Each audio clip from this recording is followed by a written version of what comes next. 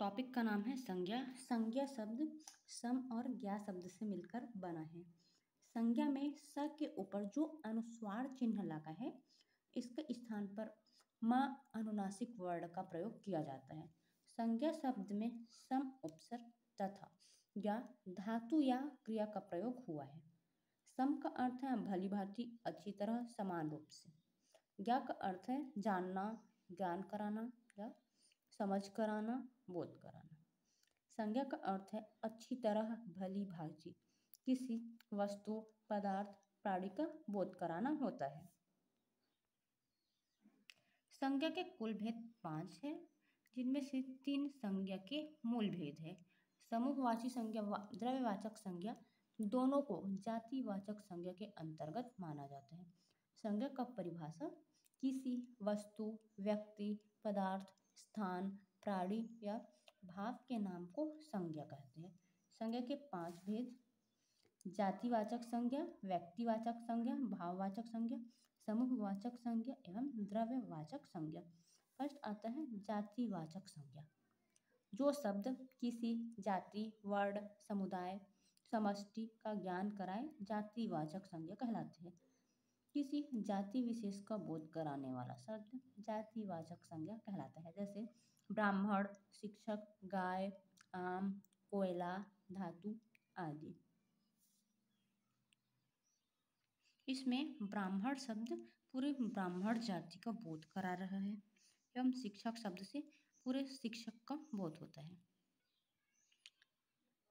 Next है व्यक्तिवाचक संज्ञा, जहाँ जाति, वर्ग, समुदाय में से किसी एक को लिया जाए व्यक्तिवाचक संज्ञा कहलाता है। जैसे गाय शब्द एक जातिवाचक संज्ञा है जो पूरे गाय जाति का बोध कराता है, लेकिन नील गाय शब्द एक व्यक्तिवाचक संज्ञा है जो गायों के समूह में से केवल नील गाय का बोध कराता है। इसी प्रकार नदी जातिवाचक संज्ञा है एवं गंगा व्यक्तिवाचक संज्ञा है। नहर जातिवाचक संज्ञा है, गंगा नहर व्यक्तिवाचक संज्ञा है। पर्वत जातिवाचक संज्ञा है जो पूरे पर्वतों का बोध करा रहा है, लेकिन हिमालय व्यक्तिवाचक संज्ञा है जो केवल हिमालय पर्वत का बोध करा रहा है। देश शब्द जातिवाचक संज्ञा है, भारत व्यक्तिवाचक संज्ञा है। राज्य शब्द जातिवाचक संज्ञा है, उत्तर प्रदेश व्यक्तिवाचक संज्ञा है जो केवल उत्तर प्रदेश राज्य का बोध करा रहा है। राजधानी जातिवाचक संज्ञा एवं लखनऊ व्यक्तिवाचक संज्ञा है। जो शब्द किसी समूह का बोध कराए तब वह जातिवाचक संज्ञा होता है, लेकिन जब कोई शब्द समूह में से किसी एक का बोध कराए तब वह व्यक्तिवाचक संज्ञा होता है। उदाहरण है पशुओं का राजा शेर है। सभी पशुओं में से शेर के बारे में बताया जा रहा है। शेर ताकतवर होता है, जितने भी प्रकार के शेर हैं सबके बारे में बात हो रही है। इसमें पहला उदाहरण व्यक्तिवाचक संज्ञा का है एवं दूसरा उदाहरण जिसमें शेर के सभी प्रकार की बात हो रही है जातिवाचक संज्ञा का उदाहरण है। फलों का राजा आम होता है, व्यक्तिवाचक संज्ञा का उदाहरण है। आम रसीला होता है, जातिवाचक संज्ञा का उदाहरण है।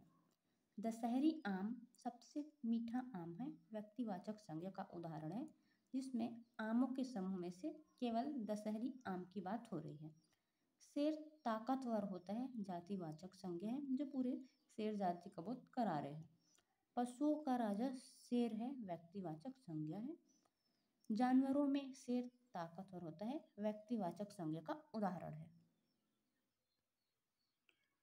अगला उदाहरण है भारत नदियों का देश है, व्यक्तिवाचक संज्ञा है क्योंकि इसमें देश के समूहों में से केवल भारत की बात की जा रही है। अगला उदाहरण भारत में अनेक नदी बहती है, व्यक्तिवाचक संज्ञा का उदाहरण है।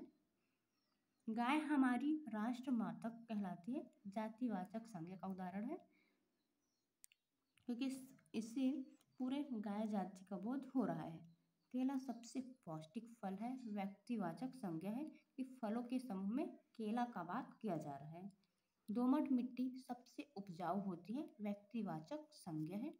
मिट्टी के सभी प्रकारों में से दोमट मिट्टी की बात की जा रही है। कोयला खनन पर पाबंदियां लगानी चाहिए जातिवाचक संज्ञा का उदाहरण है।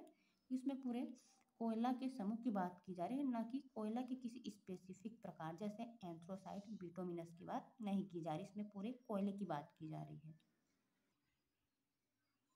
जब व्यक्तिवाचक संज्ञा का प्रयोग किसी जाति को बताने के लिए, जाति को प्रकट करने के लिए, किसी वर्ग या समुदाय के लिए किया जाता है तो वह व्यक्तिवाचक संज्ञा जातिवाचक संज्ञा बन जाती है। जब किसी व्यक्तिवाचक संज्ञा का प्रयोग अनेक के लिए, बहुतों के लिए अर्थात बहुवचन में किया जाए तो व्यक्तिवाचक संज्ञा जातिवाचक संज्ञा बन जाती है। जब राम, रावण, कृष्ण, कंस, हरिश्चंद्र, जयचंद्र, विभीषण, कुंभकर्ण, सती, सावित्री, सीता, नेपोलियन, शेक्सपियर आदि शब्दों का प्रयोग किसी वर्ग, समुदाय या अनेकों के लिए किया जाए बहुवचन के रूप में तो ये व्यक्तिवाचक संज्ञा न होकर जातिवाचक संज्ञा बन जाती है। इसका उदाहरण है, भारत में रावणों की भरमार है। एक समय ऐसा भी आएगा जब हर घर में राम जन्म लेंगे। दिल्ली में कंस जैसे लोग अधिक रहते हैं। समय आने पर अनेक श्री कृष्ण पैदा हो जाएंगे। भारतीय फौज में जयचंदों की कमी नहीं है। एक समय ऐसा भी था जब प्रत्येक घर में सीता रहती थी। परीक्षा समाप्त होते ही सभी छात्र कुंभकर्णी नींद में चले गए। समुद्रगुप्त को भारत का नेपोलियन कहा जाता है। ये सभी जातिवाचक संज्ञा के उदाहरण हैं। जब कोई शब्द अकेले के लिए प्रयोग होता है तब वह व्यक्तिवाचक संज्ञा होता है, लेकिन जब वही शब्द अनेक के लिए बहुवचन के रूप में किसी जाति या समुदाय को प्रकट करेगा तब वह जातिवाचक संज्ञा होगा। नंबर 3 है भाववाचक संज्ञा। भाववाचक संज्ञा वह संज्ञा है जो अस्पर्शी हो, जिसको छुआ ना जा सके, जैसे मिठास, बचपन, बुढ़ापा, सुंदर, ये सब भाववाचक संज्ञा के उदाहरण हैं। इसके अलावा भाववाचक संज्ञा अनुभवजन्य होती है, जैसे गरीबी, ईमानदारी, सच्चाई, अच्छाई।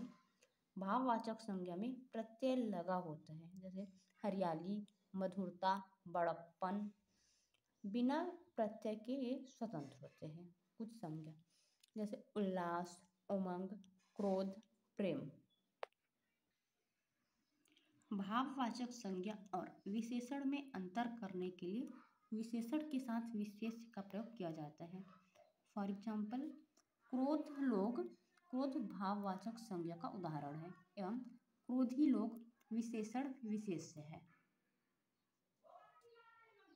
यहाँ पर क्रोधी विशेषण है, न कि भाववाचक संज्ञा। गरीब किसान या गरीब आदमी विशेषण विशेष्य है एवं गरीबी किसान या गरीबी आदमी भाववाचक संज्ञा है। ईमानदार शिक्षक विशेषण विशेष्य है एवं ईमानदारी शिक्षक भाववाचक संज्ञा है। विशेषण से संज्ञा और संज्ञा से विशेषण बनाए जा सकते हैं। जैसे भारत एक संज्ञा है, भारत संज्ञा में ए प्रत्यय लगाकर भारतीय विशेषण बनाया जा सकता है। सुंदर विशेषण है एवं सुंदर शब्द में ता प्रत्यय लगाकर सुंदरता भाववाचक संज्ञा बनाई जा सकती है। गुजरात संज्ञा है, गुजरात शब्द में ई प्रत्यय लगाकर गुजराती विशेषण बनाया जा सकता है। सुंदर लड़की विशेषण विशेष्य है, सुंदरता लड़की भाववाचक संज्ञा का उदाहरण है। गुजराती लोग विशेषण विशेष का उदाहरण है एवं गुजरात लोग भाववाचक संज्ञा का उदाहरण है। भाववाचक संज्ञा के उदाहरण, बचपन बड़ा सुहावना होता है, बुढ़ापा अनेक बीमारियों की जड़ है, आपकी लिखावट बहुत सुंदर है, मेरी लिखाई अच्छी नहीं है, हिंदू मुस्लिम में तनाव चल रहा है, मोदी जी ने लोगों को गंदगी के प्रति जागरूक किया, ताजमहल की सुंदरता फीकी पड़ रही है, गलत दिशा में गाड़ी चलाने पर 5,000 जुर्माना लगता है। नंबर 4 है समूहवाचक संज्ञा। इस प्रकार की संज्ञा में एकत्र होने पाया जाता है। जैसे संघ, संगठन, समिति, सभा, सेना, कक्षा, भीड़, पुलिस, फौज, गिरोह, गुच्छा, कबीला, काफिला, जत्था, झुरमुट, झुंड, बाजार, पुंज आदि शब्द समूहवाचक संज्ञा के उदाहरण हैं। पशु हमेशा झुंड में पाए जाते हैं। वनस्पतियों का झुरमुट होता है। ऊंटों का काफिला जा रहा है। अंकुर गुच्छे में पाए जाते हैं। तीर्थयात्री समूह में अमरनाथ यात्रा पर जा रहे हैं। गाड़ी का काफिला यहाँ से निकलेगा। प्रकाश की किरणों के लिए पुंज का प्रयोग किया जाता है। संज्ञा का पांचवा प्रकार है द्रव्यवाचक संज्ञा। इस प्रकार के संज्ञा में ठोस व तरल पदार्थ के रूप में पाए जाते हैं, जैसे कोयला, पानी। धातु व अधातु के रूप में भी हो सकता है। सोना, लोहा, हाइड्रोजन, जिसे मापा व तौला जाए। दूध, तेल, चावल, आटा, जो ढेर के रूप में हो। मिट्टी, बालू, तरबूज, सब्जी आदि, जिसकी गिनती ना की जा सके, जो अगणनीय हो, जैसे जीरा, हल्दी आदि। कोयला, केला, मिट्टी, दूध, सोना आदि द्रव्यवाचक संज्ञा के उदाहरण हैं। अगर विकल्प में व्यक्तिवाचक या जातिवाचक संज्ञा नहीं होगा, तब हम द्रव्यवाचक संज्ञा के साथ जाएंगे। जातिवाचक एवं व्यक्तिवाचक संज्ञा। कोयला जातिवाचक संज्ञा है एवं कोयला के प्रकार जैसे बिटुमिनस, एंथ्रासाइट आदि व्यक्तिवाचक संज्ञा के उदाहरण हैं। पानी जातिवाचक संज्ञा है एवं आशुद्ध जल, पीने का पानी आदि व्यक्तिवाचक संज्ञा के उदाहरण हैं।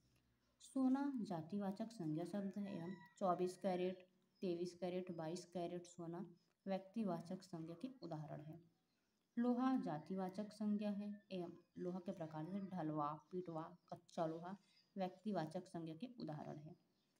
दूध जातिवाचक संज्ञा शब्द है एवं गाय का दूध, बकरी का दूध व्यक्तिवाचक संज्ञा का उदाहरण है। तेल जातिवाचक संज्ञा का उदाहरण है एवं सरसों तेल, फली तेल, नारियल का तेल व्यक्तिवाचक संज्ञा का उदाहरण है। चावल जातिवाचक संज्ञा का उदाहरण है एवं चावल के प्रकार जैसे बासमती, HMT, जीराफुल आदि व्यक्तिवाचक संज्ञा का उदाहरण है। मिट्टी जातिवाचक संज्ञा का उदाहरण है एवं दोमट मिट्टी, लैटेराइट मिट्टी, बलुई मिट्टी, लाल मिट्टी, काली मिट्टी व्यक्तिवाचक संज्ञा का उदाहरण है। केले जातिवाचक संज्ञा का उदाहरण है। कच्चे केले, गुजरात के केले व्यक्तिवाचक संज्ञा का उदाहरण है। संतरा जातिवाचक संज्ञा का उदाहरण है। नागपुर के संतरे, अहमदाबाद के संतरे व्यक्तिवाचक संज्ञा का उदाहरण है। शिक्षक जातिवाचक संज्ञा का उदाहरण है। हिंदी के शिक्षक, गणित के शिक्षक, विज्ञान के शिक्षक आदि व्यक्तिवाचक संज्ञा के उदाहरण है। आम जातिवाचक संज्ञा के उदाहरण है एवं दशहरी आम, तोताफली आम, लंगड़ा आम व्यक्तिवाचक संज्ञा के उदाहरण है। शेर जब इसको सिर्फ शब्द लिखकर पूछे तब यह व्यक्तिवाचक संज्ञा होगा, और जब सेंटेंस बना के पूछ लिया जाए तब यह जातिवाचक संज्ञा होगा। शेर ताकतवर होता है जातिवाचक संज्ञा के उदाहरण एवं केवल शेर व्यक्तिवाचक संज्ञा के उदाहरण है।